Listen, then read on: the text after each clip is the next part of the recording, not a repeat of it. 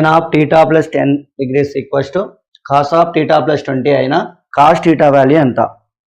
ఏం చెప్పుకున్నాం మన concept? a plus b equals to 90 degrees అయినప్పుడు, రెండు కోణాల మొత్తం 90 డిగ్రీలు అయినప్పుడు sin a is equal to cos b, tan a is equal to cot b, secant a is equal to cosecant B అని చెప్పుకున్నాం మనం. సో ఇది కాన్సెప్ట్.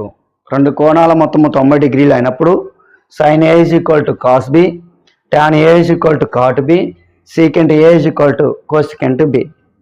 మరి మనకి ఇచ్చినటువంటి ప్రాబ్లంలో చూడండి, సైన్ ఏ కాస్ బి అంటే ఈ రెండింటి మొత్తము, ఇక్కడ ఇది వచ్చేసి ఏ యాంగిల్, ఇది వచ్చేసి B angle.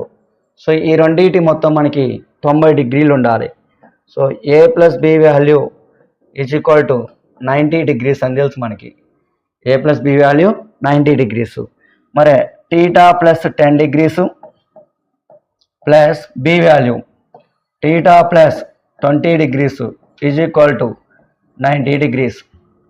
Theta plus theta 2 theta is equal to 90 degrees minus 10 plus 20 అంటే 30, అటు వెళ్తే minus 30 degrees, that is equal to 60 degrees వస్తుంది. 2 టీటా వాల్యూ, అప్పుడు టీటా వాల్యూ ఎంత?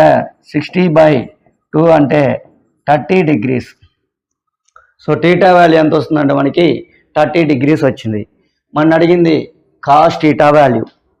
కాస్ టీటా అంటే cos 30 value, cos 30 degrees is equal to √3/2. Cos 30 degrees value ఎంత అంటే √3/2.